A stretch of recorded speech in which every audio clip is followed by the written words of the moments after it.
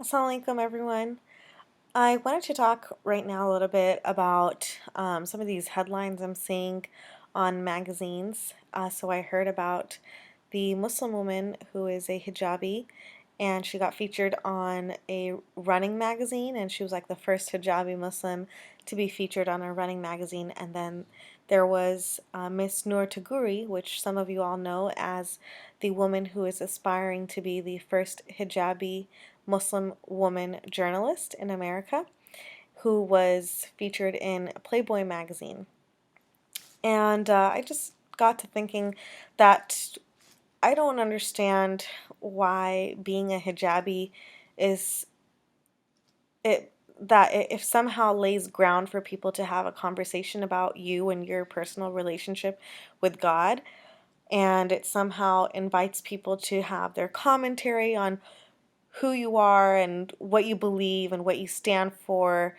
I just don't understand. I mean, in my experience as a hijabi, one thing that I've learned is that my experience is my experience alone, and that there's so many other women who wear hijab who don't share the same experiences as me, whether it be spiritual, whether it be political or social, whatever it may be. Each and every person has their own unique interactions with people with their hijab, depending on where they live, depending on where they go to school, depending on, whether they wore it later on in their life, depending on whether they associate it with like a cultural thing or a religious thing.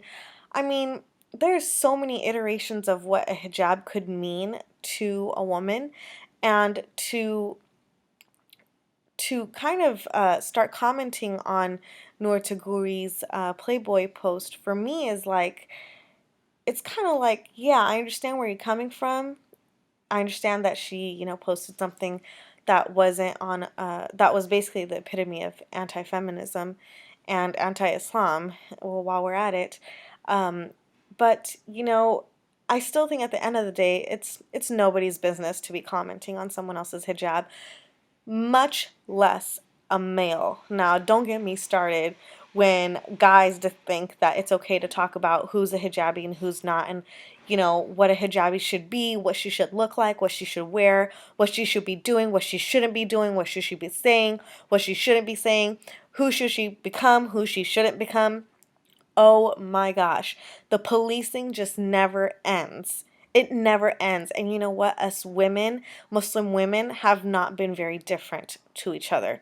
So I just wanted to point that out, that, it seems like men are policing us a lot of the time about our bodies and about what modesty should be and shouldn't be.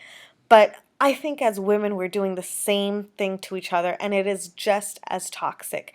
In fact, it can be more toxic because you would think that Muslim women would support each other or be more sympathetic or empathetic.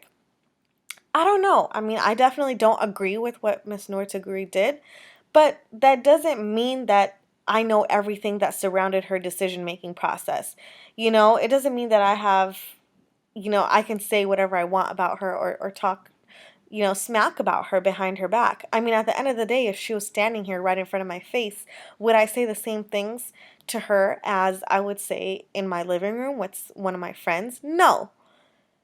So I guess I just wanted to let off some steam about that. Alrighty, check in with you later. Bye.